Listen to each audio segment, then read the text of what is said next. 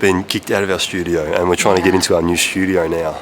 So, yeah, let's try and get in. Follow along. Oh, You guys have fun. oh yeah. Is this Studio C? Yeah, this is the one there. Oh my god, that was amazing. This is how we got to get in now. It's got to land you around on there.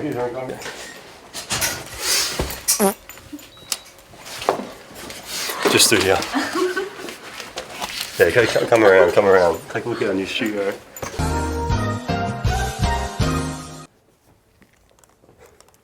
Is this working? Good evening, everyone. I'm Z. And I'm Jake, and welcome back to Hungry Talks. Pitch night was too expensive. We had to move out of the studio, but pitch night's coming up. Pitch night's coming up. So exciting. So John's going to be telling us about it today. He's going to give us more information on how to prepare and what to expect. Yep. John, Take it away. Capstoners, this is your course coordinator speaking. Hungry Talks and Pitch Night are two of my favourite projects working at RMIT, and for the first time the two are coming together when Hungry Talks presents RMIT Advertising Pitch Night 2024. Now, the ad industry loves Pitch Night because it's an opportunity for them to get together and give something back. Students, on the other hand, may feel a little bit apprehensive as this is the first time for you, and you might be wondering what it's all about and what am I supposed to do on Pitch Night? Well, this is my 7th or 8th Pitch Night, so I'm going to give you the opportunity to walk through what's going to happen on the night and explain some of the things that you can expect. So this year, Pitch Night will start with the final episode of Hungry Talks for the season, and it's going to be broadcast live from RMIT's Collide Theatre. The show is going to feature a global panel of the ad industry's Hall of Fame, and it's going to showcase the talents of you, this year's graduating class. So you're going to sit amongst the industry guests in the audience and with our sponsors, and you're going to be part of the show, and then after that we will move into the an icebreaker activity. That's going to be a bit of fun where we'll cook up something together, and we'll put you into groups with of industry, so a couple of students with 3 or 4 industry people, groups of 5 or 6, and we're going to give you a quick brief to work on together with industry. Now, this is a great opportunity because you're going to discover how they think and they're going to discover how you think. And that's going to break the ice and give you an opportunity to relax a little bit and get to know some and network with some industry on an informal basis. Then we're going to come across the road to the Oxford Scholar. And this is where we'll have a few more formal interviews with our sponsors. During the night, you'll probably get to meet with 4 different groups, 4 of our sponsors who have bought the right to be able to interview you and talk to you about opportunities. Now, you don't have to worry about that. They are just as nervous as you are because it's not really a job interview thing. It's a bit of getting to know you. They want to get to know who you are, how you think, and what sort of personality you are. Are you someone that could fit into their agency down the track? You may want to show 1 or 2 pieces of your work, and we'll talk a little bit more about that later on.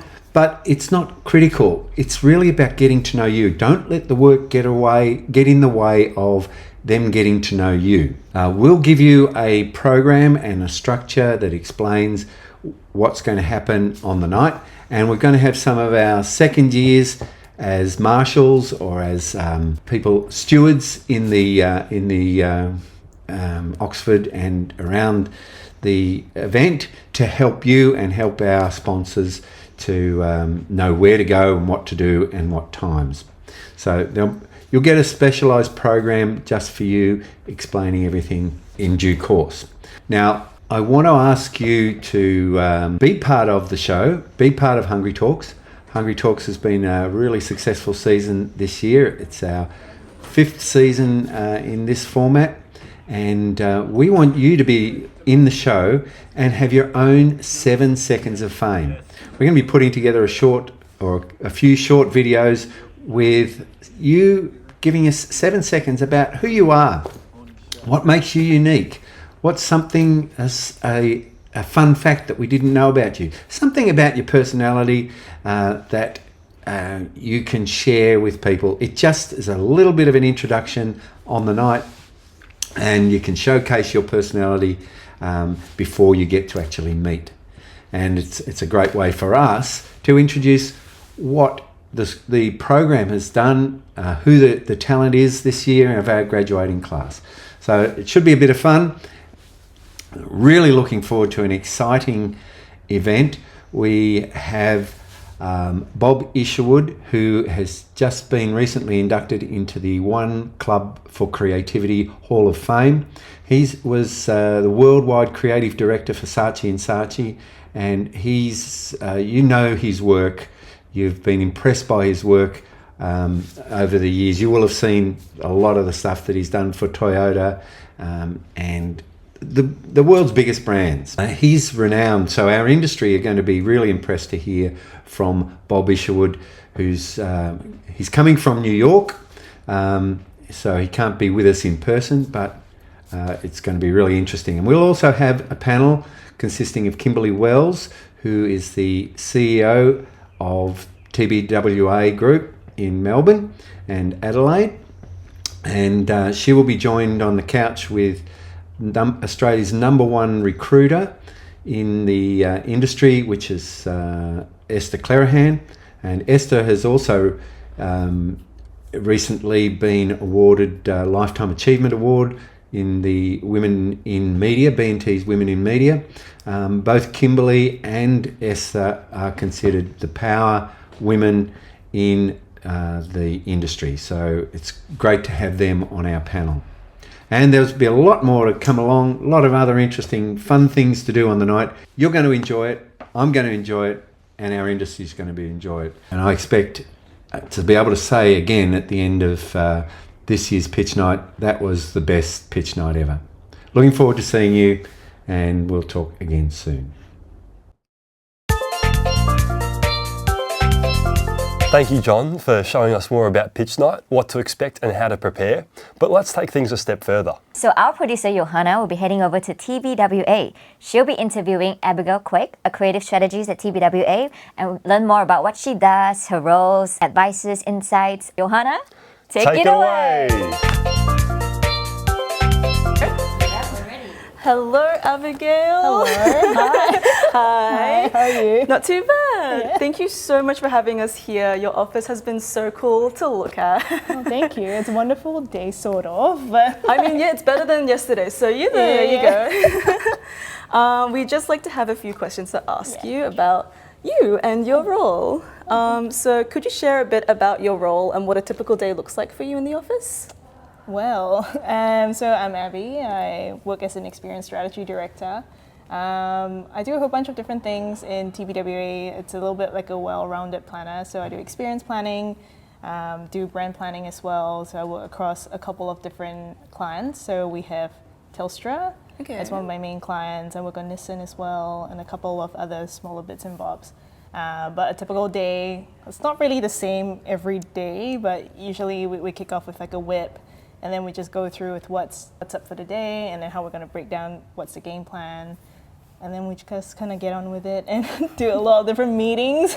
So 3 cups of coffee at least a day. But I mean, that's fair. Yeah, That's my day. quota as well. Yeah. So yeah, a day's pretty. It kind of sounds like that you plan the broader strokes of a project, and then you sort of like break that down with everybody. Is that how the process sort of shakes out? Sort of in a nutshell. So usually what we do is we kind of receive like a brief from either a client or an account management person saying, this is the client's problem, how are you going to solve it? And that's where planners kind of come in, basically helping the clients to find their game plan to get from point A to point B in the most creative way. And that's what a planner does, like in a nutshell. Okay. And then with that, we kind of go into different bits of research because we are sort of like the champions of an audience. Yeah. So you've got account management who are like champion of your clients, creatives who are going to make the magic, and for us as planners is what do the consumers really want.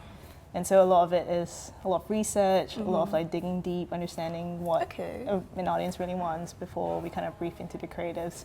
I see. Yeah. And so I guess your role will be connecting all of those facets together. Exactly, yeah. That all is the pieces so cool. of information. Yeah. Oh, that's really cool. That's cool, yeah. Yeah, I didn't realize that was a job. Yeah, to be it's the best job in the world. I keep telling everyone every day I just come in to get paid to read like a shit ton of things, random things that I don't need in my life, but now I'm an expert in it because of my job, and it's the best gig ever, I think. Yeah, so I guess that would be like putting a lot of like trust in these different people to do the thing that they love doing, and then creating magic with it. Exactly. Yeah. That's so cool.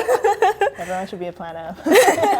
Everyone should be a planner. The best gig ever. How does strategic planning intersect with creativity at TBW? I think we talked a little bit about that. Yeah. With how there is a creative process in planning, but you're also like utilizing everyone's ideas. Yeah, that too. So we do, like, planning is a lot of research, piecing together information in a really creative way too. So like a piece of statistic might not mean much to you, but how do you take that piece of statistic or a piece of information and present it to the creatives like, hey, this is the coolest fucking idea ever. Sorry, can I swear on this? Yes, you can swear. That's all right. And then like inspiring them to come up with something really interesting and, you know, piecing together everything. Yeah, like finding those insights. Yeah, exactly. Insights. Yeah. That's pretty cool. That's all right, yeah. How crucial is it to understand like consumer behaviors or shopper behaviors when crafting these marketing strategies? Yeah. Like, are they a huge part of the role? Yeah, so a big part of planning is really just deep diving into like a piece of information or even about the audience really well, understanding what keeps them up at night, what their pain points are, what do they love, what they desire, and ultimately using that to find your way in, and then looking at the bigger, larger context of things. So in the category, who else is playing in what space? So that's like the kind of space you don't want to venture into because you're going to end up with the same piece of comms or like same piece of idea. And then looking to culture as well, which is something TBWA cares a lot about. So I don't know if you know, there's like Backslash, which is like our, it's like a tool that we have that pulls in all the different trends and research into this massive report that we have. So all the planners, everyone in the agencies got access to it, but basically you could use it and find out what's the most interesting trend that's happening in, for example, around money, and then using that to kind of pad your creative brief up. So when you present it to the creatives or to the clients, you're like, we've thought about everything.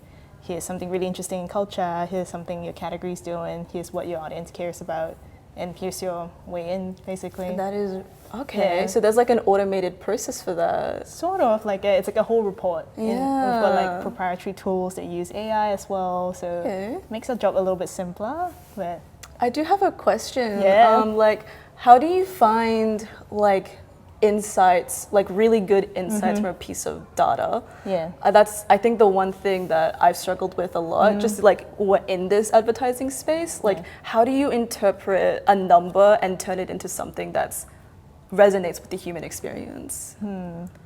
How do you find something, dig deeper? So I think a lot of people, or like if you're setting out planning, and I think sometimes planners too, so is that you always get stuck at just scratching the surface, which then is just like, maybe it's just an observation. So finding a really good insight requires you to dig really deeply into really understanding, for example, why do people only feed their dogs like at dinner time, like 6 o'clock, which is a fact. And some people might pass off, oh, it's an insight that dogs and people feed their dogs at 6 p.m. But maybe the deeper insight, it's because, you know, their owners, why are they behaving this way, is that they don't want their dogs to feel lonely when, you know, they want to share mealtime together with their dogs. So that immediately turns the statistic into something much more interesting. And it's like, oh, the owner feels guilt, they feel bad, blah, blah. And when you show it to a creative's like, oh my God, that's really interesting. And that's where, you know, a whole campaign and idea can come up from that.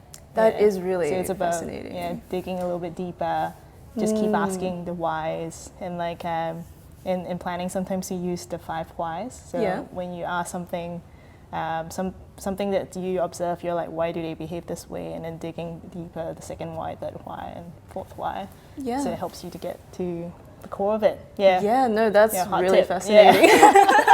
No, thank you so much. No, yeah, no. yeah. I think I've always accidentally reached that, but thank you for like putting that into words Yeah. on like how to like constantly ask why and turn a Yeah. number into something more emotional. Yeah, exactly. Yeah. So in terms of like that automation process with like that whole data report that you Yeah. guys have, in terms of like AI, how do you see it impacting advertising? Like, is it an opportunity or is it more of a challenge? Like, what are your general thoughts around it? I think AI or like tech now it's definitely changed the advertising landscape quite a bit. In terms of whether the debate, whether it's is it taking our jobs away and stuff like that. But I don't think so. I think it's for the it's for the older folks, maybe, or like people who are a little bit resistant to change and are not going to get onto the bandwagon, fearing it's going to dilute creativity or not. But I think you should reframe it and see it as like a tool to help you. So, a hammer is a hammer, but how you use it, it really changes how you then build your creative idea. And I think with technology and everything, I think can only just make your creative work much better in a different way. Yeah. Or even using it at the most baseline level to kind of, for example, ChatGPT. I use it sometimes for my planning things to like come up with new propositions and stuff like that, but not to write the proposition itself, but more to kind of test it to see like if ChatGPT could write this, I'm sure I can write something better than that. The baseline, that a robot can do that, I can write better. So it's a great way to sense check your ideas and stuff like that. And I agree. Yeah, and I think maybe for the younger folks, if you get onto it, you use it as like a skill to kind of edge out your competition, show everyone else, what else you can be made of too. But I think with that, there are some challenges too, like with some of the planners and I were talking like how we don't really need junior planners anymore, in the sense like it's getting harder for them because we used to use junior planners for doing our base research and everything, but with ChatGPT I could get everything I need. Why do I need a junior planner? So I see what you mean, but like I think maybe I'm just looking at it positively, but like if there's no more junior planners, then maybe there's a different role. Exactly, instead that it's we could just take going on. to change and morph. Exactly, I did hear about that. I think my teacher has mentioned how there's no more like junior copywriter role or junior art director role, but it's because they've reframed it into something else. Exactly. So I think it's just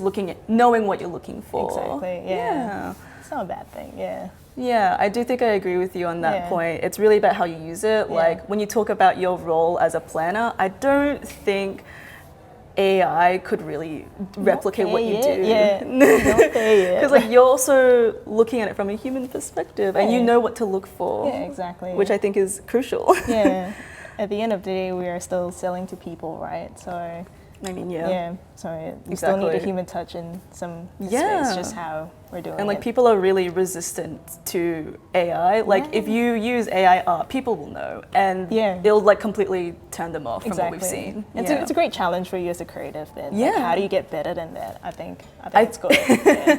It's like you're working out of spite. Almost. Yeah, exactly. It's like fuck. No. I could do better than that. Speaking of like challenges, can you share a challenging project that changed your approach to strategy, or like any kind of moments that sort of kind of pushed you to reapproach the way you do things?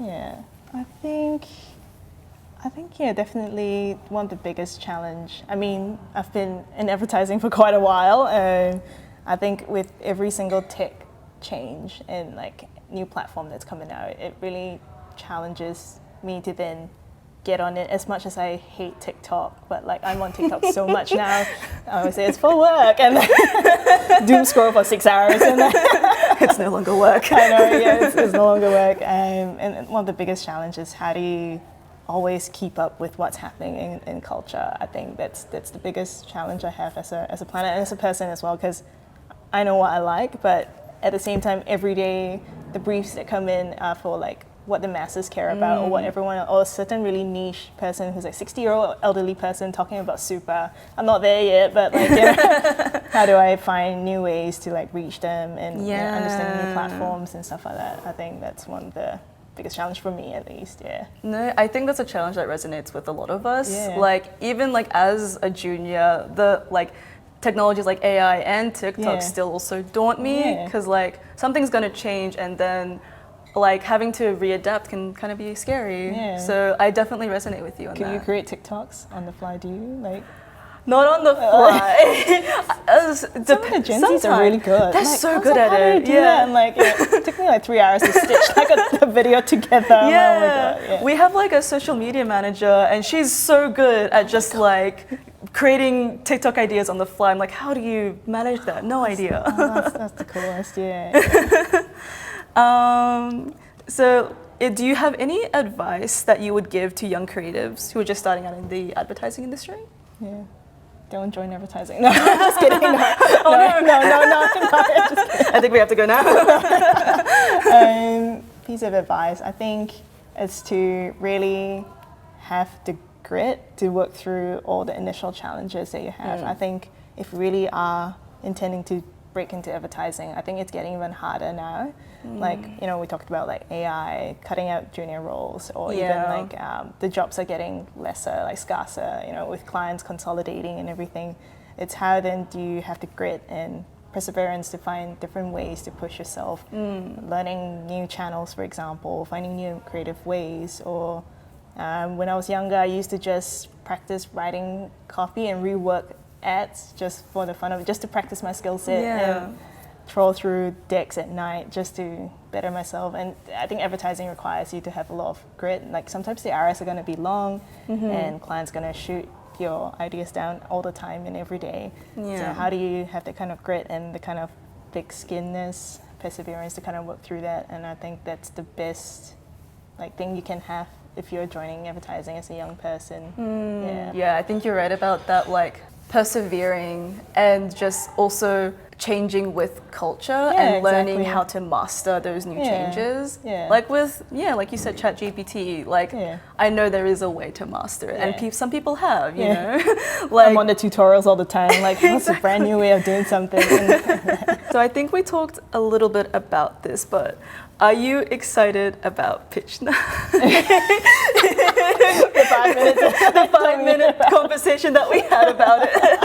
No, I'm really excited about pitch night. I think it'll be great, you know, that to see all the new up and coming talent coming and possibly joining the industry and seeing what you have to offer. I think that's really exciting for all of us. Yeah. Is there any kind of like, when it does come to like new junior hires, is there anything you're looking for in particular, like any qualities or skills that you're looking out for? I think in terms of skills at junior level, I don't really like look at it as the main indicator. As you know, it'd be great if you know how to write like a creative brief and like you know how the processes work and everything. But I think for us, a lot of us in TBWA as well, how we hire, it's always that streak of like creativity, like in you, like how do you show it in different ways? Like you could be really creative and still apply for maybe a data role here because you're like a god on Excel, like creating pictures on Excel. I don't know, that's how you share creativity. And then having the kind of, like I said, like the attitude and the perseverance to kind of work through things as well. Attitude is really important because I think skills can be taught and you can pick up things along the way, but the attitude you have towards work and how you interact with colleagues, I think that's really hard to teach, and it's something that all of us always look out for. How do you show up every day? That's much more important to us.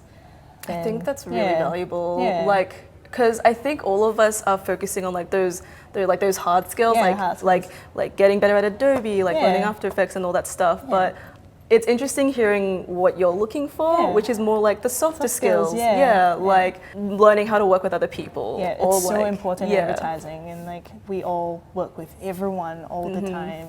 I mean, we're literally communication. No, it is true. It's true. It's true. We need to, like, if you're in communications, you need to communicate.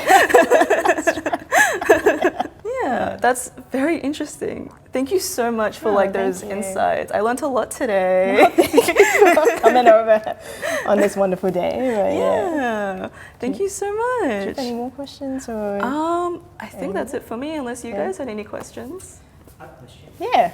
Can you talk about, so we're coming up to the end of our degrees this year. And Are you all graduating? Yeah. Oh, yeah. And what I've found is the more I've studied, it feels like the less I know. Oh, true. Which is, I mean, it's just a sign that you're discovering how much there is to learn. Yeah.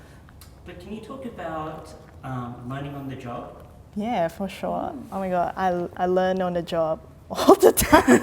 I don't, even though it's been so many years, but I still don't know as much as I would like to know. And I think for anyone who's joining, every day if you work in an advertising agency, you get to meet so many different kinds of people and you get to learn new skill sets. For example, like I learned how to do journey mapping, which is like so strange and like, Oh, wow. yeah, or like how to, you know, or like random things such as how to do the timesheets and expenses, which I know it should be basic, but I was like, recently I've mastered it. But really important in should an be proud of agency that. job. Yeah, timesheets is everything. And learning on the job, I mean, requires you to just always be talking to different people. And whatever you learn in school, it's important. But I think when you come to work and you get the real skill sets with everyone else, you realize there's so much more to kind of pick up from everyone. Everyone brings different bits and bobs to the table, and it's how you then keep in open mind to kind of take the bits and bobs and make it your own. And I think you'll do fine. Like, you know, if you focus on, I think the soft skills are really important in advertising. Yeah. Okay. Thank you so much. Yeah. Any other questions from anybody else? All right, cool. Thank you so much for this interview. Thank you. We always hear James say, "Welcome to Off to the Market," where we take a break from providing insight. But do we actually know what market research is and how it actually works? I definitely don't. We're sending our co-producer Finn and guest presenter James to Focus People Market Research to learn how it works. Finn will be interviewing Sarah Heath, the founder of Focus People, and give us the inside scoop. Let's hear what she has to say and learn about the world of market research.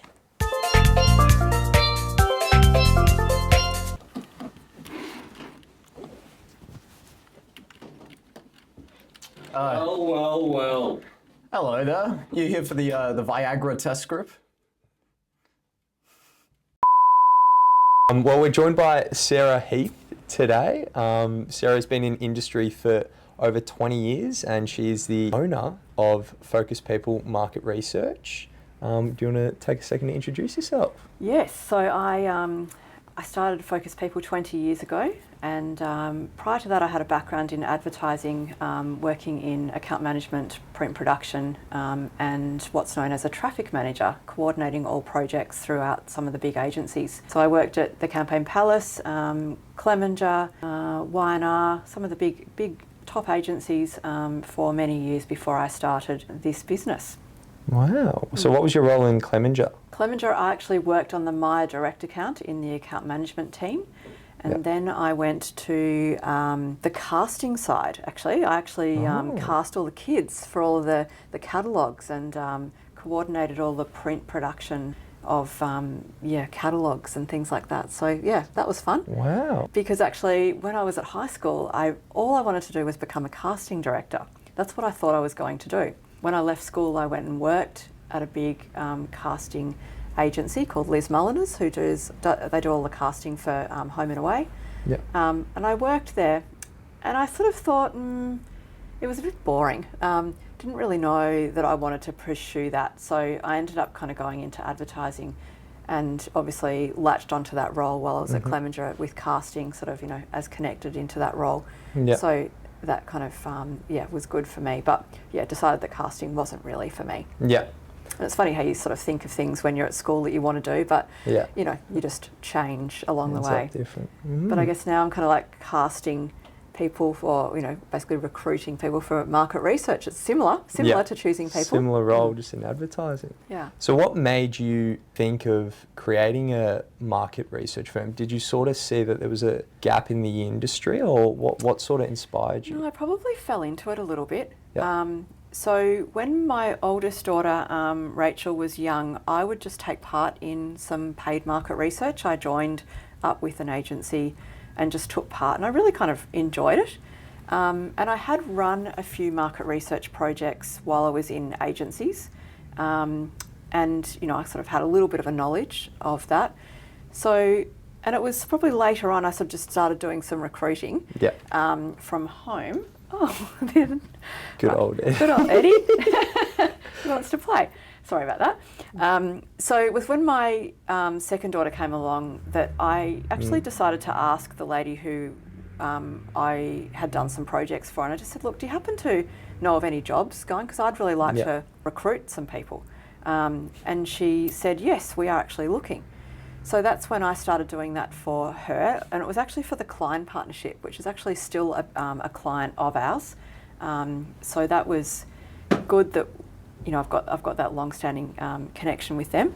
But then I just started reaching out to clients that I knew in the industry and told them what I was doing, and then they'd start briefing me on projects. So I just started getting client after client, and it just kind of took off. Yeah. So I really was a bit of an accident that it just fell into it. Yeah. But it was something that I really enjoyed doing. I could kind of work around my kids when they were young. But then it got to a stage where the business kind of grew quite rapidly, more than what I thought. And I had to start getting staff to work in my house. Yeah. So, because I didn't have an office back then. So, and then obviously that got a little bit too much. Yeah. I had staff coming and going from the house with little kids around. So I, had to find an office. So that's when I bought one of the offices here and moved into that. Yeah. But then, once we kind of moved into an office, it became a little bit better with, getting more staff and growing the database, quite rapidly. Yeah. I had a husband who was in IT, so he kind of set me up a database and a website. And so we kind of we did things not so well to start off with. Yeah. But obviously have changed over the years. So you were talking about the database there. I was lucky enough to actually work here for 3 years in the recruitment department. How big is that database now? Do you want to tell us a bit about Focus People itself? I think we have got around close to 100,000 people on that database now. It grows by about 1,000 people a week. Wow. So okay. But when I first started the business, I basically just recruited family and friends to start off with, and then I would do letterbox drops and put flyers up in supermarkets and things just to grow to the database any way that I could, and that was just Melbourne based. Yeah. But then later down the track, a client reached out and said, "Oh, you should do Sydney," and I went, "Oh yeah, I guess I should." Wow. So then I just reached out to everyone on my Melbourne database, and then asked if they knew people in Sydney, and it just sort of grew, like that. And then obviously with Facebook ads and things like that, it becomes much easier to do that nowadays. Probably not when I first started, but yeah. So that was that. Oh. So interestingly enough, that you mentioned that. So back then, through flyers and stuff, how would you say? I guess the question I'm asking is, how would you say technology has really reshaped the industry with this business being have started 20 years ago? How would you say that sort of played a role? Yeah, look, definitely. If I think back to how we used to recruit, we used to basically get on the phone and just ring people. Mm-hmm. I didn't use any survey tools or anything like that, but obviously that became more popular and easier to reach out to. So we now use SurveyMonkey, and then we went to Typeform. So now you can actually just email out to your database and get those answers back so much quicker. Yep. It used to be that I would ring up people, in the demographic and ask them questions, see if they fit. It was such a slow way of recruiting. Yep. But, that's probably in the very early days. Yep. So technology has made it so that we can reach out to more people and get those responses in much faster. Yeah. And I guess COVID-19, I guess I was working here during the lockdowns as well in Melbourne. So how would you say, I definitely know I noticed a huge shift from moving away from sort of the online, more so the research interviews, moving away from the in-person to the online? So pretty much before COVID, I would say 90% of our projects were in person. Yeah. So, wow. And then COVID came, and obviously, look, we had that initial phase where everyone just cancelled projects and they didn't really know what to do. Yeah. And then decided that Zoom was achievable for a lot of projects. And some clients were not keen on going down that path, but they ended up having to after a while. And then other people just got right on board. But now we're finding that probably 85% of our projects now are actually still online. Yeah. They're still on Zoom or Teams or whatever people want to use. So it has completely shifted. We now don't have very many projects in person. I mean, it's growing, and probably the last 12 months have gone in a more positive way to in person. Yeah. But still, we are looking at 85% of the projects are still online. Yeah. You know, so COVID made massive changes to the way that we worked in this industry. Yeah. You know, it also, I mean, for lots of people, even respondents, they were using Zoom for the very first time during that period of time. But now it's something that, you know, everyone's very familiar with. It's just part of life. Yeah. It's very easy. So, yeah, very big change. COVID definitely changed the industry in a massive way. Wow. And another question I had, I guess, sort of linking it back to advertising, what would you say, how does market research play a role in advertising? Sure. We work with a lot of advertising agencies. Yeah. Generally speaking, they would reach out to market research during a pitch time. If they're pitching for new work, they would go through that whole creative process, and they might have a couple of different versions of ads, and they might want to run those past people to see what people think before they actually put that final idea to the client when they're at pitch stage. Yeah. Quite often we find that the advertising agencies are under quite tight deadlines. They might ring us on a Monday and want to run groups on Wednesday night, you know, because it's like so quick, fast moving. So we've got to quickly sort of drop everything and try to get those groups together as quickly as we possibly can. Or they might even want to do some market research to kind of understand the target market for that particular product or service before they start going into creative. So yeah, look, we do a lot of work with advertising agencies, and also not just on a pitch situation. It might be that they have a client who just wants to run some research, and sometimes, you know, the people in strategy will help with that. Yeah. But quite often those big companies would also engage a market research company as well. Yeah. So they'll have an advertising agency that specialises in advertising, and then a market research agency that they would brief a project to as well. But then that market research agency and the creative agency would work together. Yeah. You know, so but yeah, so it's not sometimes done in an agency. Yeah. You know, an advertising agency, but sometimes it's done, you know, in conjunction with a market research partner. Yeah. And over the 20 years, would you say there was a project or client that sort of stood out that had an impact? I know it might be hard to talk about specific clients that are ongoing. Yes, there are obviously. Look, I think for me, obviously I've got some very good relationships with some clients that I have been working with pretty much for 20 years. Yeah. You know, or some of them, you know, 15 years. But those long-standing relationships, you know, have been really special, and, you know, developing, you know, friendships with those people as well over the years. But look, we've had some weird and wacky projects. Oh my goodness. Like, we have had to find married guys that admit to having sex with other males whilst, you know, it's like really weird projects. Very obscure ones. Obscure. And I've even had like, even with my other business, which is obviously focus group rooms, you know, I've had a guy who's rocked up to the focus group with a bunny on his shoulder. Yeah. You know, it's like just some weird things have happened.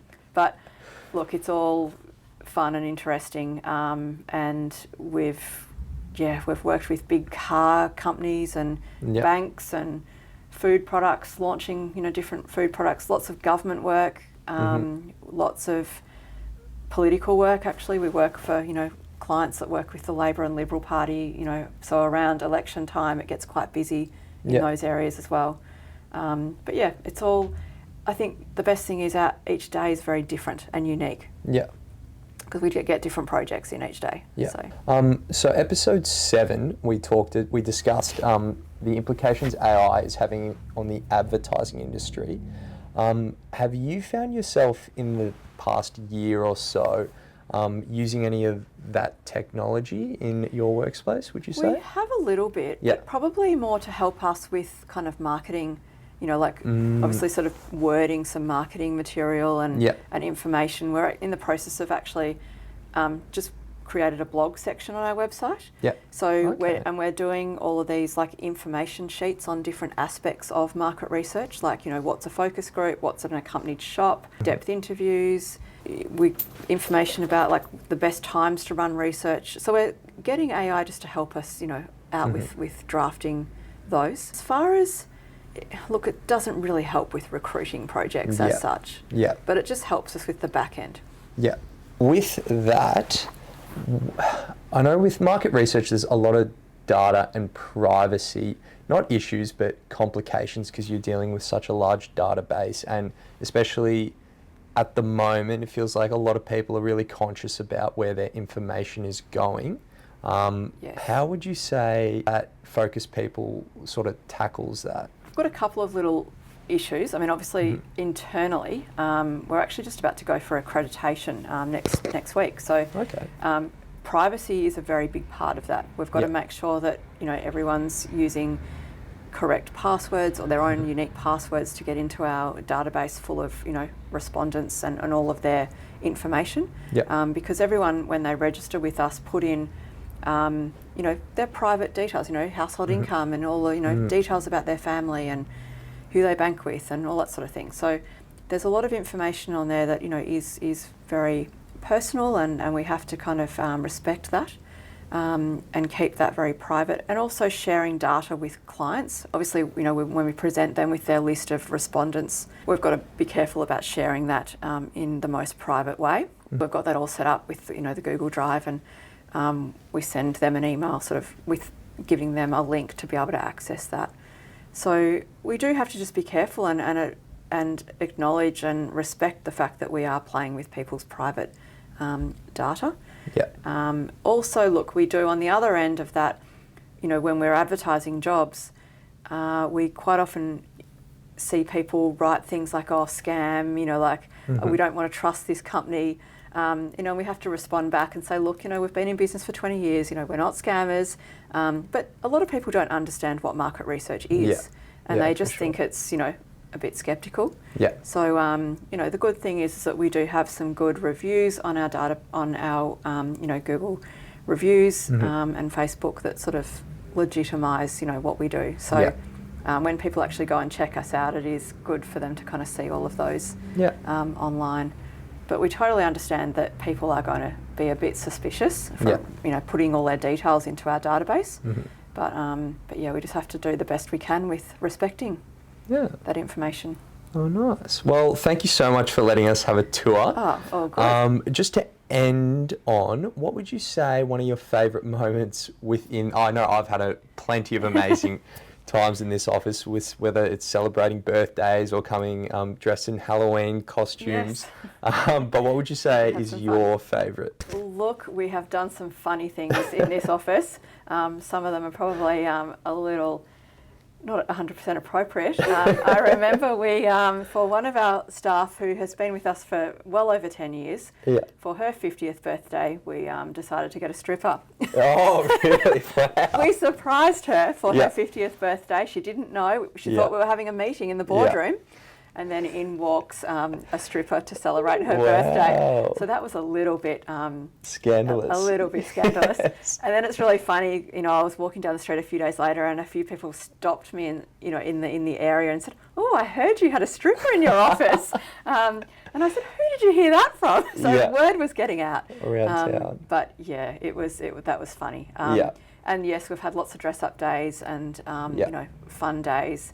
Lots of good Christmas parties and lots of really long-term stuff. I've had a couple of families where each of the siblings from that family have all worked with us over various times, and I still keep in touch with, most of them. So look, we're hoping obviously a big party for our 21st birthday and hopefully bring back, some of those ex-staff who have made this place so special. Well, great. I'll make sure I'm there. Well, thank you so much again. No problem. I actually have a question before you guys wrap up. I'd like to know, in market research, do you ever have a problem with respondents, responding in a way that doesn't align with their behaviour? Yes, unfortunately we do. How do you guys deal with that? We look quite often, so we send out a survey, and we hope that those answers that they're giving are correct.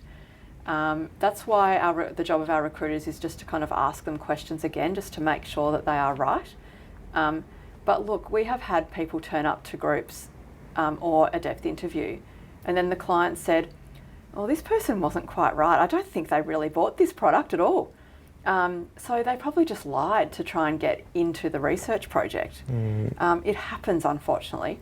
Or perhaps it could be a legitimate mistake and they might have thought that that product was what they were using, but it turns out that they weren't.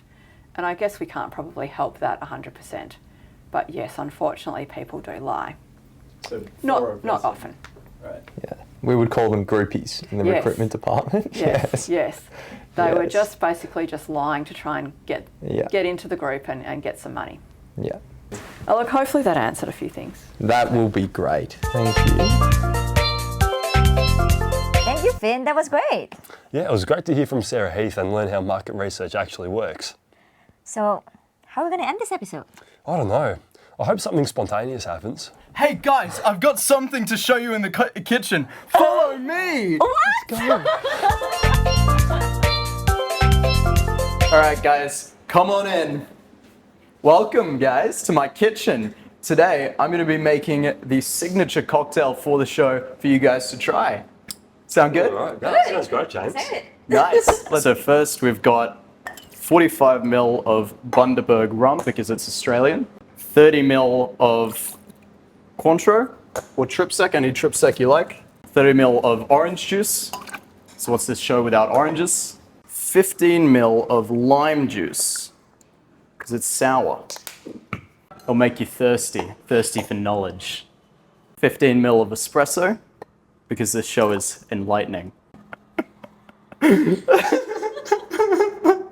You guys love it, don't you? About a half bar spoon of saline just to balance out that espresso. There we go. Shake over ice.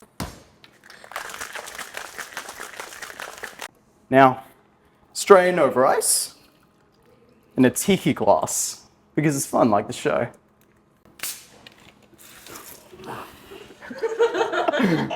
Really sparkly water and top with soda water to make it tall and bubbly like our hosts. There we go. The thirsty chatterbox.